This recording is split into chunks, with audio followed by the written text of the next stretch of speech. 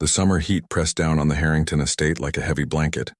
The sprawling mansion, with its gleaming windows and perfectly trimmed hedges, offered little relief from the scorching temperatures that had gripped the city for days. Inside the cool marble kitchen, Grace Thomas wiped her brow with the back of her hand as she prepared lunch for the family she had served for nearly 3 years. Grace wasn't just any household worker. Back home, she had been a respected nurse, but here in America, her credentials meant nothing without expensive recertification. So instead of saving lives in a hospital, she now managed the Harrington household with the same care and attention. To detail she once gave her patients, she glanced at the clock, almost noon. Little Lily Harrington would be finishing her morning lessons with her private tutor soon. Grace smiled, thinking about the bright-eyed 8-year-old who had somehow wormed her way into her heart, despite the professional distance she tried to maintain. Right on cue, the sound of small feet dragging across the marble floor announced Lily's arrival. But something was off. Instead of the usual burst of energy and chatter about what she'd learned, Lily moved slowly, her normally rosy cheeks pale and drawn. "Hey there, sweetheart," Grace said, immediately setting down the knife she was using to cut vegetables. "You don't look so good." Lily slumped into one of the kitchen chairs. "I'm really hot, Miss Grace, and my head hurts." Grace crossed the kitchen and placed her palm against the child's forehead. It was warm, but not feverish. Her trained eye noticed other things. Lily's lips were dry, and when she gently pinched the skin on the back of her hand, it didn't bounce back as quickly as it should. "When's the last time you had something to drink today?" Grace asked, concern creeping into her voice. Lily shrugged listlessly. "I don't know. Breakfast, maybe?" Grace frowned. The temperatures had been in the high 90s all week, and the child's tutor, a brilliant but absent-minded young man, probably hadn't thought to ensure Lily stayed hydrated during their 4-hour session. "You're dehydrated, honey," Grace said, falling naturally into her nurse's tone. "Your body needs water, especially in this heat." She filled a glass with water and placed it in front of Lily. "Drink this while I make you something special." Lily sipped half-heartedly at the water while Grace moved with purpose around the kitchen. From her mental catalog of home remedies, knowledge passed down through generations in her family, she knew exactly what to prepare. A proper rehydration solution needed more than just water. It needed the right balance of sugar and salt to help the body absorb the fluid more effectively. Grace mixed water with a precise amount of sugar and a pinch of salt, then squeezed in fresh lemon juice to make it more palatable. This was the same solution she had made countless times for her younger siblings back home, for her patients at the rural clinic where she had worked, and even for her own children when they were sick. "Here," she said, pouring the mixture into a clear glass. "This will make you feel better much faster than plain water." Lily wrinkled her nose at the glass. "What is it? It looks weird." "It's a special drink my grandmother taught me to make," Grace explained patiently. "It has the same things in it as those sports drinks people buy, but it's better because it's fresh. The sugar gives you energy, and the salt helps your body hold on to the water instead of just, well, peeing it out." This earned a giggle from Lily, which Grace took as a good sign. "But it looks funny," Lily protested weakly. "I know it doesn't. Look like your usual fruit juice," Grace acknowledged. "But sometimes the things that help us most don't come in pretty packages. Trust me on this one?" After another moment of hesitation, Lily reached for the glass and took a small sip. Her face scrunched up at the unfamiliar taste. "It's kind of salty and sweet at the same time." "That's exactly right." Grace nodded encouragingly. "Try to drink it all. Your body needs it." As Lily continued to sip the solution, Grace pulled out ingredients to make a light lunch that would be easy on the child's stomach. She was so focused on her task that she didn't hear the approaching footsteps until it was too late. Robert Harrington stood in the doorway of the kitchen, his tailored suit slightly rumpled after a morning of tense meetings. The tech company he had built from nothing was in the middle of a challenging merger, and the stress showed on his face. Since losing his wife to cancer 2 years ago, he had thrown himself into his work, leaving much of Lily's day-to-day care to the household staff. But one thing hadn't changed: his fierce protectiveness of his only child. What he saw when he entered the kitchen made his blood run cold. His daughter, looking pale and sick, drinking some strange cloudy liquid that his maid had given her. "What the hell is going on here?" he demanded, his voice sharp with fear and anger. Grace turned, startled by his sudden appearance. "Mr. Harrington, I was just—" "Lily, put that down right now." Robert rushed forward and snatched the glass from his daughter's hands, spilling some of the liquid on the counter. "But Daddy," Miss Grace said. "What is this?" Robert held up the glass, his hand shaking slightly. "What are you giving to my daughter?" Grace took a step back, suddenly aware of how the scene must look to him. "Sir, it's just a simple rehydration solution. Water, sugar, salt, and lemon. Lily was showing signs of dehydration after her lessons, and this helps replace— You're giving my child some homemade concoction without my permission?" Robert's voice rose with each word. The stress of the past weeks, the constant fear of failing as a single parent, and the instinctive protectiveness all crashed together in a wave of irrational anger. Grace stood her ground, though her heart was racing. "Mr. Harrington, I would never do anything to harm Lily. This is a standard oral rehydration therapy, the same thing doctors recommend worldwide for—" "Are you a doctor now?" Robert cut her off, his tone scathing. "Did I hire you to make medical decisions for my daughter?" The kitchen fell silent except for Lily's small voice. "Daddy, I don't feel good." Robert looked at his daughter, really looked at her for the first time since entering the room. Her face was pale, her eyes lacking their usual sparkle. Fear gripped him anew, but now it found a target in Grace. "Did she get sick after drinking this?" he demanded. "No, sir," Grace explained, trying to keep her voice calm and professional. "She was already showing signs of dehydration when she came in from her lessons. That's why I prepared the solution. It's helping her, not hurting her." But Robert wasn't listening anymore. The merger stress, the responsibility of raising Lily alone, and now this perceived threat. It was all too much. In his mind, this woman had overstepped her boundaries in the worst possible way. "Get your things," he said coldly. "You're fired." Grace felt as if the floor had dropped out from under her. "Mr. Harrington, please, if you'd just let me explain." "I don't need explanations from someone who gives unknown substances to an 8-year-old behind my back," Robert said, his voice hard. "You'll be paid through the end of the month. I want you out within the hour." Lily began to cry, adding to the tension in the room. "No, Daddy. Miss Grace was helping me. Don't make her go." Grace looked at the little girl, her heart breaking. She had come to love Lily like her own, and the thought of leaving her was painful. But the look in Robert Harrington's eyes told her there would be no changing his mind, at least not now, while fear and anger clouded his judgment. "It's okay, sweetheart," she said softly to Lily. "Your daddy just wants what's best for you. That's what we all want." She turned to Robert, maintaining her dignity despite the unfair accusation.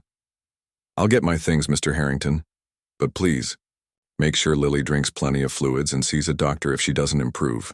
She really is dehydrated." As Grace walked out of the kitchen with her head held high, she couldn't help but think about how quickly life could change. One moment she was caring for a child she had grown to love, and the next she was unemployed and branded as untrustworthy, all because she had tried to help. Behind her she could hear Lily's sobs and Robert's attempts to comfort her. She prayed that he would at least take her parting advice seriously and get Lily the care she needed. As for herself, she had no idea what would come next. With a reference from the Harrington household now impossible, finding another position would be challenging. But Grace had overcome greater obstacles before. She would find a way through this too, even if right now she couldn't see how.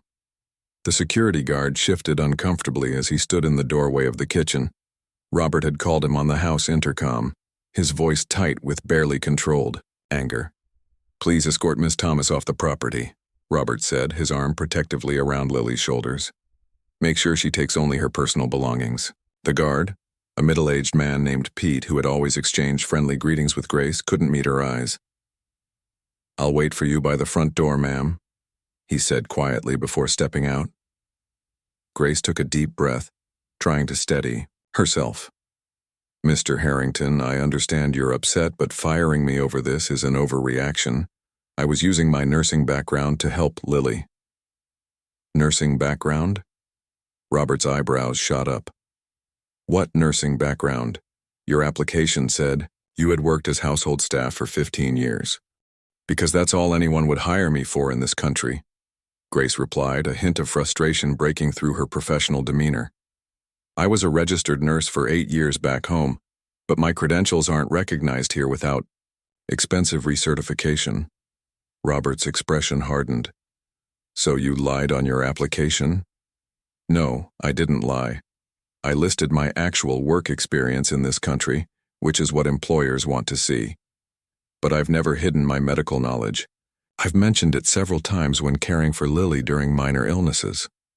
Well, that ends now, Robert said firmly. You should have consulted me before giving my daughter anything beyond water or her usual juice. Lily tugged at her father's sleeve. Daddy, my head still hurts. Robert's attention immediately shifted to his daughter. He knelt down to her level, concern etched on his face. We'll get you something for that, sweetheart. Let's go upstairs and lie down for a bit. But what about Miss Grace? Lily asked, tears welling in her eyes again. Miss Grace has to leave now, Robert said, shooting a glance at Grace that clearly said the conversation was over. Grace recognized the futility of arguing further. I'll go pack my things, she said, with as much dignity as she could muster. As she turned to leave, she added, Mr. Harrington, regardless of what you think of me right now, please take Lily to a doctor if she doesn't improve soon. Dehydration can become serious very quickly, especially in children. Robert didn't acknowledge her words, focusing instead on comforting Lily. Grace walked out of the kitchen with her head high but her heart heavy. In her small room off the kitchen, a space that had been her home for nearly 3 years, Grace methodically packed her few belongings into the same suitcase she had brought with her when she started this job. Photos of her own children, who lived with her sister while she worked, went carefully between layers of clothing. Books, her nursing. Textbooks that she still studied in hopes of someday recertifying went in last. A soft knock at the door made her look up. Pete stood there looking deeply uncomfortable. I'm sorry about this, Ms. Thomas, he said quietly. For what it's worth, everyone on staff knows you're good people. Mr. Harrington's just been different since the merger talks started. On edge, you know? Grace nodded, appreciating the small kindness. Thank you, Pete. I'll be ready in a minute. As she closed her suitcase, she heard a commotion upstairs. Raised voices, rapid footsteps. Pete's radio crackled to life. Medical emergency. In the main house, came the panicked voice of another security guard. Mr. Harrington needs help with Miss Lily. She's collapsed. Pete's eyes met Grace's. For a moment, professional obligation warred with what they both knew was right. Go, Grace said, making the decision for him. Lily needs help. Pete hesitated, only a second before rushing toward the main staircase. Grace followed, her nurse's instincts overriding everything else. By the time they reached the upstairs hallway, the scene was chaotic. Robert knelt beside Lily, who lay unconscious on the plush carpet outside her bedroom. She just fell, Robert was saying to no one in particular, his voice cracking with fear. We were walking to her room and she said she felt dizzy and then he looked up and saw Grace. For a split second, anger flashed across his face, but desperation quickly replaced it. Help her, he pleaded, all the earlier hostility gone. Please. Grace moved forward, automatically slipping into the professional role she had trained for years ago. She knelt beside Lily, checking her pulse and breathing. Her pulse is rapid, but weak, she reported, her voice calm despite the urgency of the situation. Has she vomited at all today? Robert shook his head, watching Grace's every move like a hawk. She's severely dehydrated, Grace continued, lifting one of Lily's eyelids gently. Her body can't regulate her temperature properly without enough fluids. That's why she collapsed. She looked up at Pete. Call 911. Tell them we have an 8-year-old female with severe dehydration and syncope. That means fainting, she added for Robert's benefit. As Pete made the call, Grace turned to Robert. We need to get fluids into her system immediately. The solution I was giving her earlier would help, but at this stage she needs medical attention. Robert nodded, his face ashen. I'll get some water. No, Grace said firmly. Plain water won't be enough now, and she might not be able to drink it safely if her level of consciousness doesn't improve. She needs IV fluids. The ambulance will have what she needs. The minutes until the ambulance arrived seemed to stretch endlessly. Grace stayed by Lily's side, monitoring her condition and using a damp cloth to cool her forehead. Robert paced nearby, alternating between watching Grace work and firing questions at her. Why didn't I notice she was this sick? He asked, his voice hollow. Grace answered without looking up from Lily.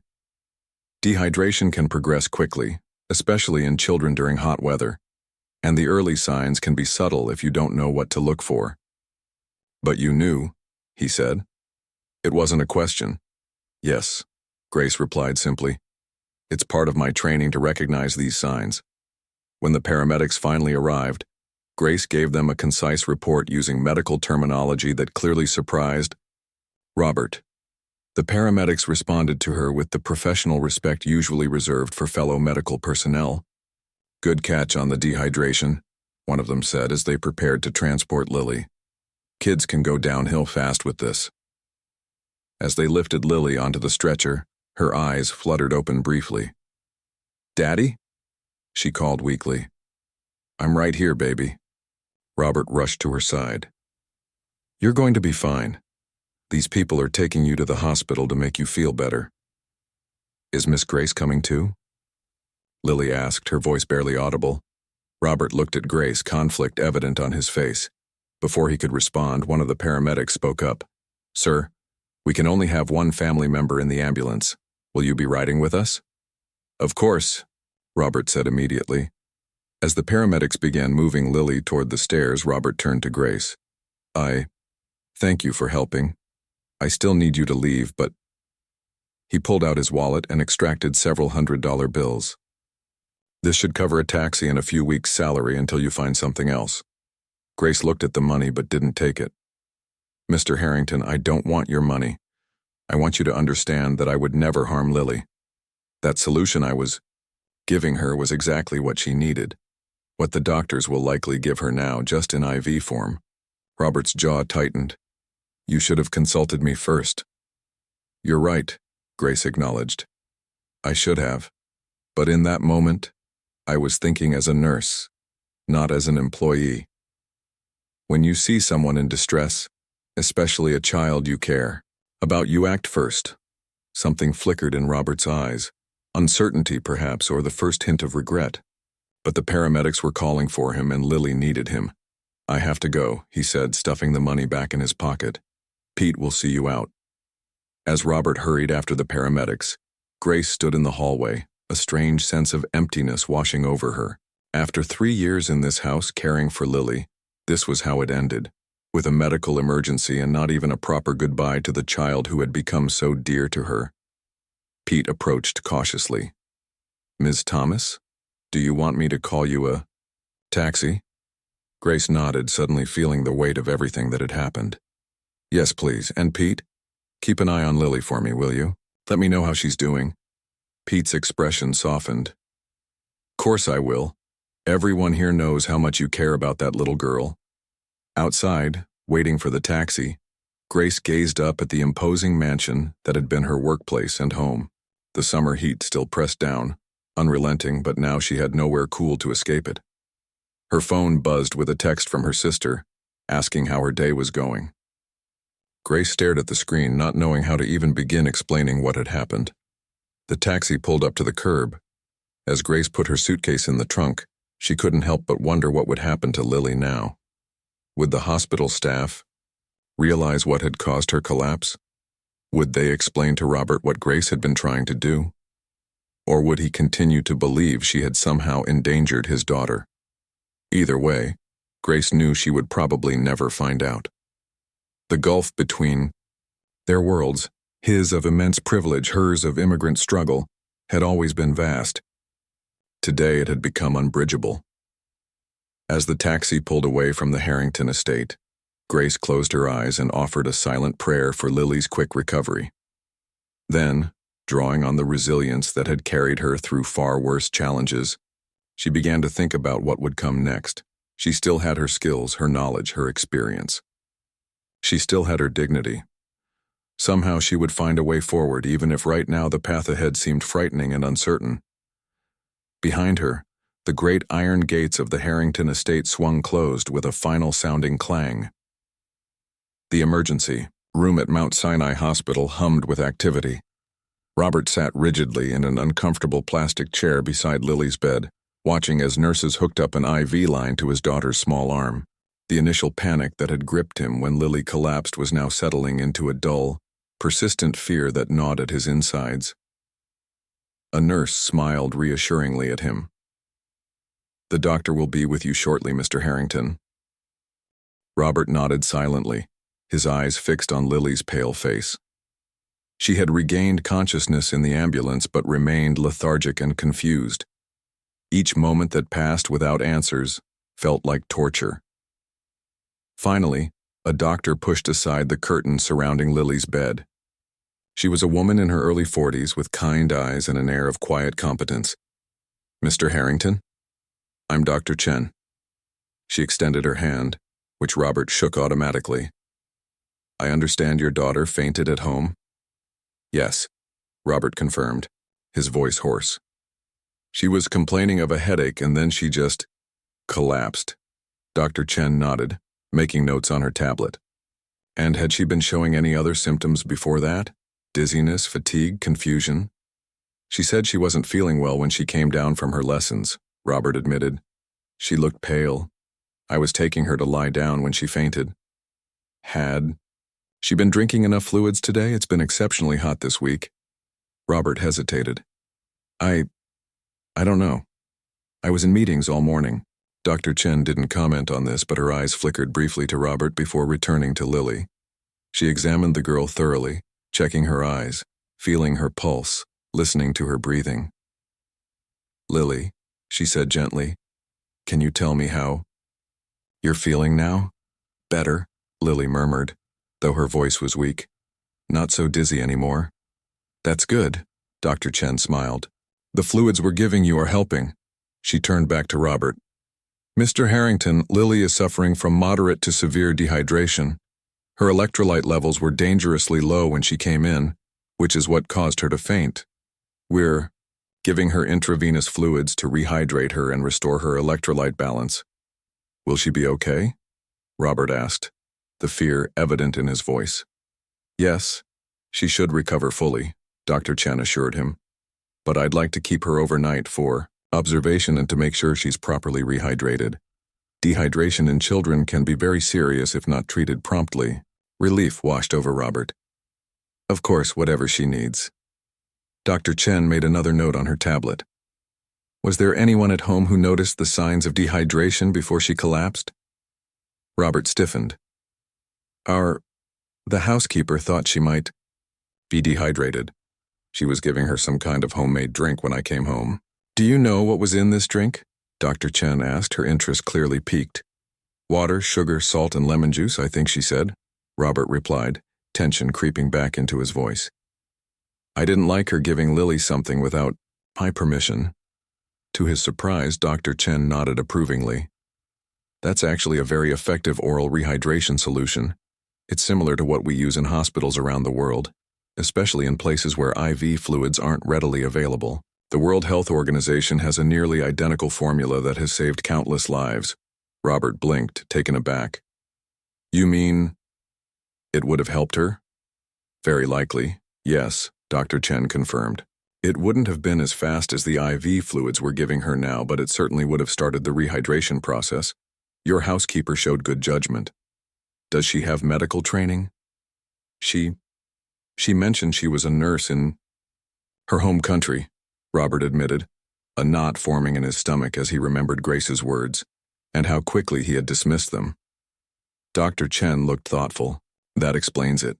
Many immigrant healthcare workers can't practice here without going through expensive recertification processes. It's unfortunate. We lose a lot of skilled professionals that way." She glanced at Lily, who had dozed off, then back at Robert. "You should thank your housekeeper. Her quick action might have prevented a more serious situation." Robert couldn't meet the doctor's eyes. "I fired her," he said quietly. right before Lily collapsed. Dr. Chen's expression remained professionally neutral, but Robert could sense her disapproval. "I see," was all she said. After a moment, she added, "Well, the important thing now is that Lily gets better. I'll check on her again in a few hours. The nurse will be monitoring her regularly." After the doctor left, Robert sank back into the chair, the full weight of his mistake hitting him. Grace had been trying to help Lily, using her medical knowledge to do exactly what she should have done, and he had fired her for it without even giving her a chance to explain. The memory of Grace's face as he dismissed her, calm and dignified despite his accusations, made him wince. What must she think of him? What would his late wife Anna have thought of how he'd behaved? Anna had always been the one with better judgment about people. She would have listened to Grace, would have recognized that she was acting out of care for Lily, not overstepping her boundaries. Anna would be disappointed in him right now. Of that he was certain. Hours passed. Nurses came and went, checking Lily's vitals and adjusting her IV. Robert called his assistant to cancel his meetings for the next day, then sat in silence, watching his daughter sleep and turning the day's events over in his mind. Around 8, in the evening, Lily woke up properly, her eyes clearer and some color returned to her cheeks. "Daddy?" she called, her voice stronger than before. Robert leaned forward, taking her small hand in his. "I'm right here, sweetheart. How are you feeling?" "Better," Lily said, "but I'm in a hospital, aren't I?" "Yes, you fainted at home, remember? The doctors are giving you special water through that tube to make you feel better." Lily nodded, then looked around the room. "Where's Miss Grace? Is she waiting outside?" The innocent question struck Robert like a physical blow. "No, honey, Miss Grace. She had to leave." Lily's face fell. "Because you fired her," she said, the accusation clear in her young voice. "She was just trying to help me, Daddy. She said I needed to drink her special mixture because I was—" What was the word? "Dehydrated," Robert supplied, his throat tight. "Yeah, that. And she was right, wasn't she? That's why I'm here." "Yes," Robert admitted, unable to lie to his daughter. "She was right." Tears welled in Lily's eyes. "You were mean to her, Daddy. Really mean. And now she's gone. And it's all your fault." The harsh truth from his 8-year-old daughter hit harder than any business rival's criticism ever had. Robert had no defense to offer because she was absolutely right. He had been unfair, judgmental, and cruel to someone who had only been trying to help. "You're right, Lily," he said softly. "I made a mistake. A big one. Can you fix it?" Lily asked, her expression hopeful despite her tears. "Can you say sorry and ask her to come back?" "I don't know," Robert answered honestly. "But I'm going to try." A nurse entered then, breaking the moment. "Time to check your vitals, Miss Lily," she said cheerfully. "And I've brought some dinner for you, if you feel up to eating." While the nurse attended to Lily, Robert stepped out into the hallway to make a phone call. His house manager answered on the second ring. "Mr. Harrington, how is Miss Lily?" the man asked immediately. "She's doing better," Robert replied. "Listen, James, I need Grace Thomas's contact information, her phone number and address." There was a pause on the other end of the line. "Sir, Ms. Thomas asked us not to give out her personal information when she left. She was quite upset." Robert pinched the bridge of his nose. Of course Grace wouldn't want to hear from him after how he'd treated her. "James, I need to apologize to her. The doctor here confirmed that she was doing exactly the right thing for Lily. I reacted badly." Another pause. "I understand, sir, but I'd be violating her privacy. Perhaps I could pass along a message instead?" Robert sighed, knowing his house manager was right. "Yes, all right. Please tell her that I was wrong, that the doctor confirmed her solution would have helped Lily and that I'd like to speak with her, if she's willing." "I'll pass that along, sir," James promised. "But I should mention that Ms. Thomas said she was going to stay with her sister in Queens until she finds new employment. She may not be easy to reach." After ending the call, Robert leaned against the wall of the hospital corridor, suddenly exhausted. How had things gone so wrong so quickly? This morning, his biggest worry had been the merger negotiations. Now, his daughter was in the hospital. He had unjustly fired a valuable employee who had only been trying to help, and he had no idea how to make things right. Dr. Chen found him there a few minutes later. "Mr. Harrington, I've reviewed Lily's latest tests. She's responding well to treatment. If she continues to improve overnight, you should be able to take her home tomorrow afternoon." "Thank you," Robert said sincerely. "And thank you for explaining. About the rehydration solution, I didn't know." Dr. Chen studied him for a moment. "Not many people do, but it's actually fascinating how simple the formula is. Just the right ratio of water, sugar, and salt can save lives. The sugar helps the intestines absorb the water more efficiently, and the salt replaces what the body loses through sweat and other processes." She hesitated, then added more gently, "We all make mistakes, Mr. Harrington, especially when we're worried about our children. The important thing is what we do afterward." Her words stayed with Robert as he returned to Lily's bedside. His daughter had fallen asleep again, her dinner tray barely touched. Looking at her small form in the hospital bed, tubes attached to her arm, he felt a renewed surge of protectiveness, but also shame at how he had misdirected that instinct. Earlier, he had failed today, failed to notice his daughter's condition, failed to listen to someone with more knowledge than himself, failed to control his fear and anger. The question now was, how would he make it right? As night fell over the city, Robert settled into the reclining chair beside Lily's bed, preparing for an uncomfortable night. Outside the window, lights twinkled across the skyline, including those of his own company's headquarters.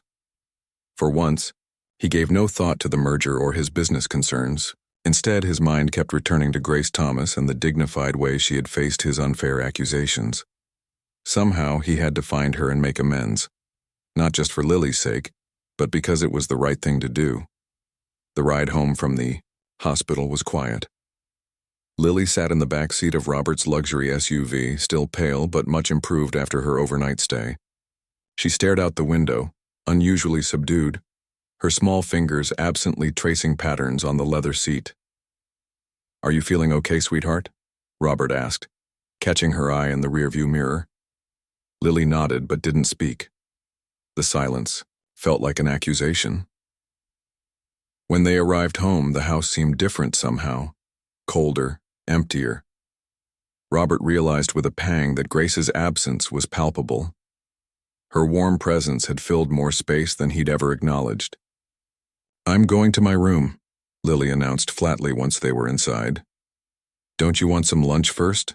Robert asked. "Mrs. Wilson made your favorite soup." "I'm not hungry," Lily replied, already climbing the stairs.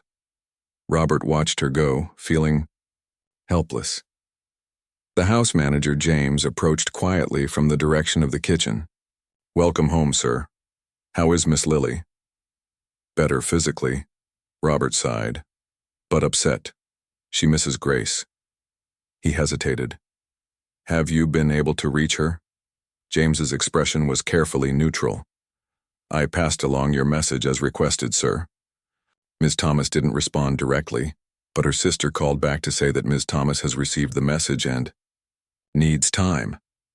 Robert nodded, not surprised but still disappointed. "Thank you for trying, James." "If I may say so, sir," James ventured cautiously, "the staff has been quite concerned about the situation. Ms. Thomas was well respected here." The gentle rebuke stung all the more because it was deserved. "I know," Robert admitted. "I made a terrible mistake."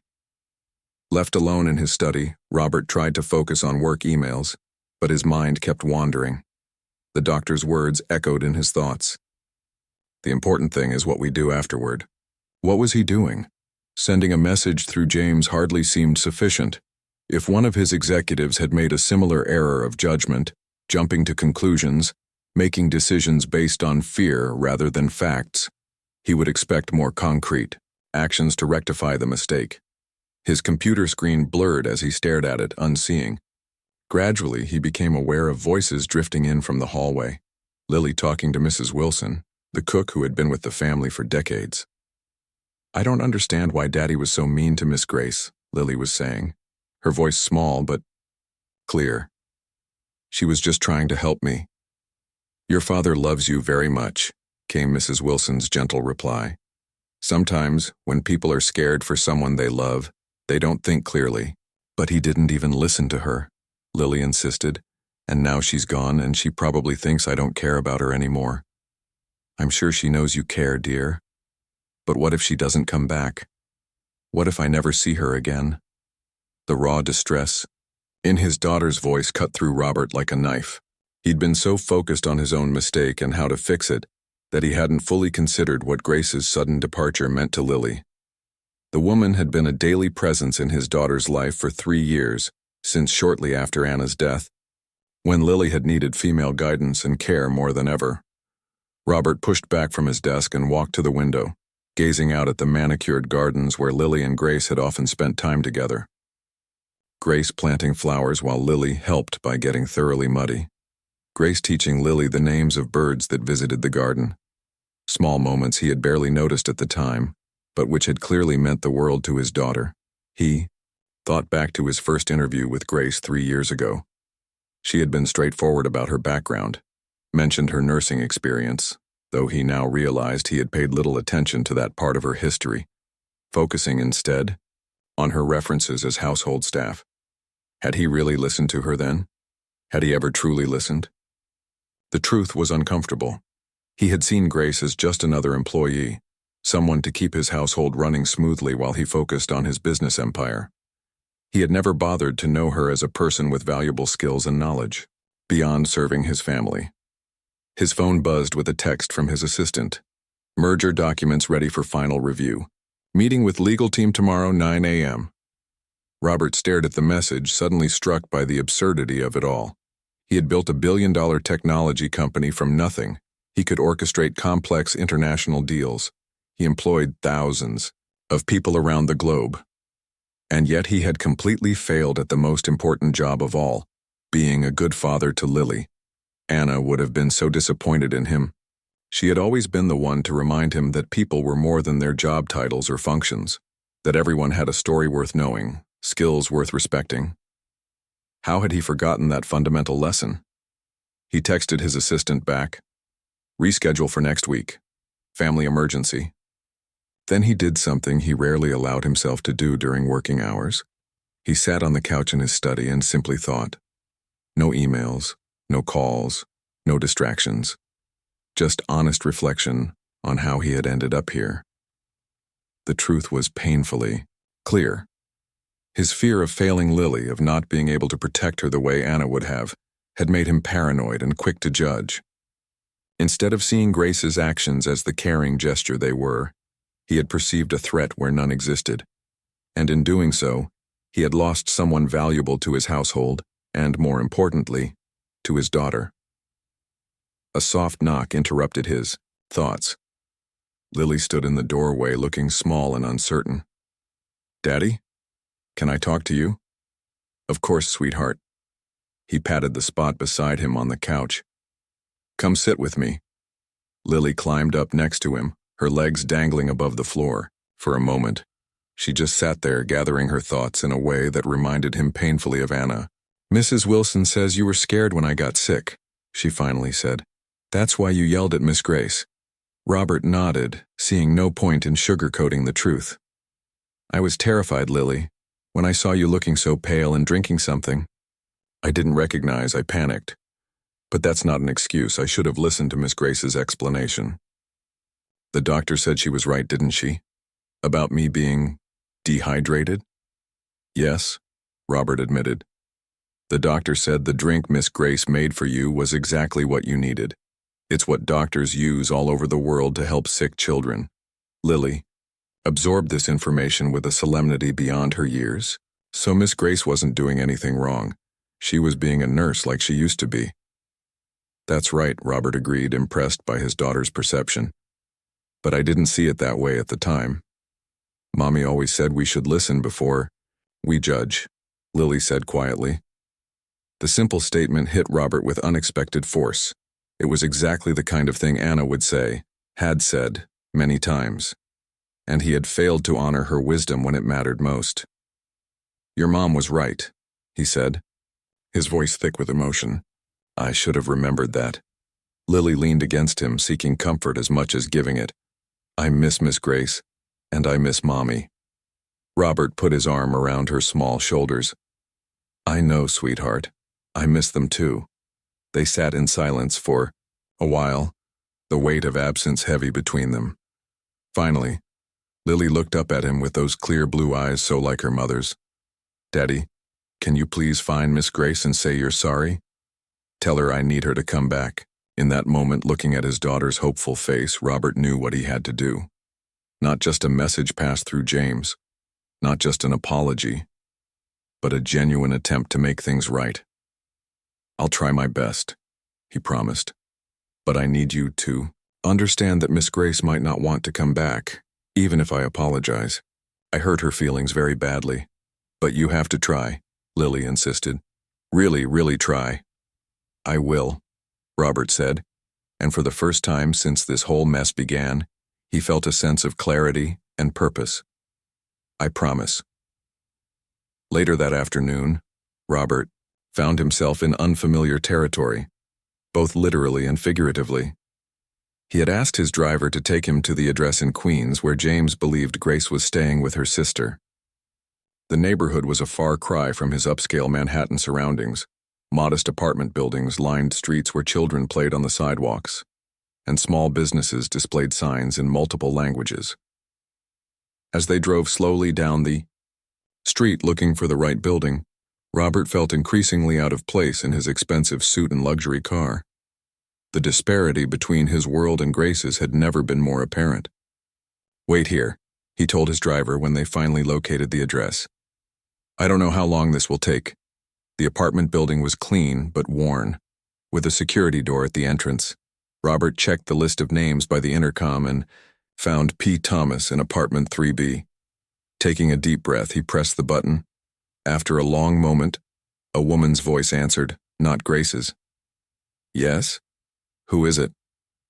My name is Robert Harrington. I'm looking for Grace Thomas. I am her employer. Silence. Then, she doesn't work for you anymore. You fired her, remember? The hostility in the woman's voice was justified, but it still stung. Yes, I remember. That's why I'm here. I'd like to speak with her, please. She doesn't want to talk to you. Robert closed his eyes briefly, mustering his courage. I understand, but please tell her that I've come to apologize in person. My daughter is asking for her. The doctor at the hospital confirmed that Grace was doing exactly the right thing for Lily. I was wrong, and I'd like to tell her that face to face. More silence. Then the intercom clicked off without another word. Robert stood there, uncertain. What to do next? Should he wait? Leave? Try again tomorrow? As he debated his options, the front door of the building opened, and a woman who bore a striking resemblance to Grace stepped out. This must be her sister, he realized. She regarded him with undisguised suspicion. Grace says she doesn't want to see you. Robert nodded, accepting this but not ready to give up. I understand. Could you at least give her a message from me? The woman crossed her arms. I already gave her your message. She heard it. Please, Robert said, dropping all pretense of professional distance. I made a terrible mistake. My daughter is heartbroken. I just want a chance to make things right. Something in his tone must have reached her because her expression softened slightly. Look, Mr. Harrington, my sister has been through a lot. Coming to this country, leaving her children behind with me so she could send money home, working in jobs far beneath her qualifications. What you did? It wasn't just about losing a job. It was about dignity. Her words hit home with devastating accuracy. I know, Robert said quietly. That's why I'm here in person. I want to offer her job, back with better terms. But more than that, I want to apologize properly for not respecting her knowledge and experience. Grace's sister studied him for a long moment. "Wait here," she finally said, and disappeared back into the building. Robert waited on the sidewalk, feeling conspicuously out of place as neighbors passed by, giving him curious looks. 10 minutes stretched into 20, and he began to think Grace had decided not to come down after all. He couldn't blame her. Just as he was about to leave, the door opened again. This time, it was Grace herself who stepped out, her expression guarded but composed. She was dressed simply in jeans and a blouse, so different from the uniform she wore at his house, yet somehow more herself. "Mr. Harrington," she said formally, "my sister says you wanted to speak with me. For all his business, acumen and negotiating skills, Robert suddenly found himself at a loss for words. Standing face to face with the woman he had wronged so badly, all his carefully prepared apologies seemed inadequate. "Grace," he began, then corrected himself. "Ms. Thomas, I came to apologize. I was wrong about everything. About what you were doing for Lily, about your intentions, about your qualifications. The doctor at the hospital confirmed that your rehydration solution was exactly what Lily needed. You were acting as the trained medical professional you are, and I failed to respect that." Grace's expression remained neutral. "Thank you for telling me that. How is Lily doing?" "She's much better physically," Robert said. "But she misses you terribly. She keeps asking when you're coming back." A flicker of emotion crossed Grace's face at the mention of Lily. "I'm glad she's recovering," she said simply. Robert took a deep breath. "I'd like to offer you your job back, with a substantial raise and better conditions, and with the clear understanding that your medical knowledge is valued and respected." Grace didn't respond immediately, considering his words. "Mr. Harrington, I appreciate your apology, but this isn't just about a job or money. It's about trust and respect. You didn't just question my judgment. You assumed the worst about me." The truth of her words stung, but Robert knew she was right. "Yes," he acknowledged, "and I have no excuse for that. All I can say is that I was terrified for Lily, and I reacted out of fear rather than reason. It was wrong, and I'm truly sorry." They stood in silence for a moment, the sounds of the neighborhood continuing around them. Children laughing, music playing from an open window, a car horn honking in the distance. Two people from different worlds trying to bridge a gap that suddenly seemed both vast and surprisingly narrow. "Lily needs you," Robert said quietly, "and if I'm honest, I think I need you too. Not just as household staff, but as someone who cares about my daughter enough to stand up for what she needs, even when I'm being unreasonable." Something shifted in Grace's expression then. A softening, a consideration. "I'll think about it," she said finally. "I can't give you an answer right now." It wasn't the response he'd hoped for, but it was more than he deserved. "Thank you," he said sincerely. "Whatever you decide, I want you to know that I'm grateful for everything you've done for Lily, and I deeply regret how I treated you." As he turned to leave, Grace called after him. "Mr. Harrington?" He looked back. "Tell Lily I miss her too," she said softly.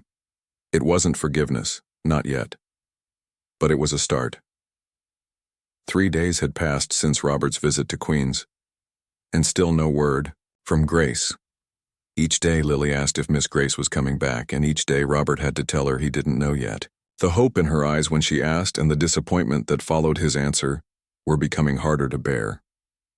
Robert had thrown himself back into work, spending long hours at the office trying to finalize the merger that had seemed so important just a week ago. But his heart wasn't in it. His thoughts kept drifting to Grace and their conversation on the sidewalk outside her sister's apartment building. "Tell Lily I miss her too." Those words had given him hope, but as the days passed with no further contact, that hope was fading. On the 4th day, Robert came home early, tired of pretending to care about corporate negotiations when all he could think about was the mess he'd made at home. He found Lily in the garden, sitting alone on the bench where she and Grace used to read stories together. "Hey, sweetheart," he said, sitting down beside her. What are you doing out here? Lily shrugged, her small face solemn. Just thinking. About Miss Grace? Lily nodded. Do you think she's ever coming back, Daddy? Robert put his arm around her shoulders. I don't know, honey. I hope so. I apologize to her, but sometimes saying sorry isn't enough. Sometimes when you hurt someone's feelings very badly, they need time to decide if they can forgive you. But I didn't hurt her feelings. Lily pointed out, why can't she come back for me? The simple logic of children could be devastating in its clarity. Robert struggled to find the right words. It's complicated, Lily. Miss Grace worked for me, and I treated her unfairly. Even though she cares about you very much, it might be hard for her to come back to a place where she was hurt. Lily thought about this for a moment. Then we should go to her, she declared, as if it were the most obvious solution in the world. Before Robert could respond, James appeared at the garden door. Excuse me, Mr. Harrington. There's someone here to see you. Robert's heart leapt. Is it Miss Thomas? James nodded, a small smile playing at the corners of his mouth. She's waiting in the front hall. Lily was off the bench in an instant, racing toward the house. Robert followed quickly, both hopeful and nervous about what this visit might mean. Grace stood in the entrance hall, dressed more formally than she had been in Queens, but still not in her usual work attire. She barely had time to register their approach before Lily threw herself forward, wrapping her arms around Grace's waist. Miss Grace, you came back! Lily's voice was muffled against Grace's blouse. Grace's composure melted as she knelt down to properly hug the little girl. Hello, sweet pea, I missed you. I missed you too, Lily said, pulling back to look at Grace's face. Are you coming home now? Daddy said he was sorry for being mean. Grace glanced up at Robert, who had stopped a respectful distance away, then back to Lily. That's what I'm here to talk about, but first, how are you feeling? All better now? Yep. The doctor said I was dehydrated, just like you said, and she told Daddy that your special drink was the right medicine for me. I'm glad you're better, Grace said, smoothing Lily's hair. That's the most important thing. Robert stepped forward then. Lily, could you give Miss Grace and me a few minutes to talk alone, please? We have some grown-up things to discuss. Lily looked reluctant but nodded. Okay, but don't let her leave again without saying goodbye. I promise, Grace said softly. Once Lily had gone upstairs, an awkward silence fell between the adults. Robert gestured toward his study. Shall we? Grace nodded and followed him into the room, taking the chair he offered her. Robert didn't retreat behind his desk but sat in the chair opposite her, removing the physical barrier between them. Thank you for coming, he began. I wasn't sure you would. Grace's hands were folded neatly in her lap, her posture straight, but not rigid. I've been thinking a lot about your offer, Mr. Harrington. Robert, please, he said. After everything that's happened, I think we can dispense with the formalities. A faint smile touched her lips. Robert, then, as I was saying, I've been considering your offer to return, but I have some conditions. Hope surged in Robert's chest. Of course, anything. First, Grace said, I want formal recognition of my medical background. I'm not asking to practice as a nurse without proper certification, but I want acknowledgement that I have training that could be beneficial in caring for Lily.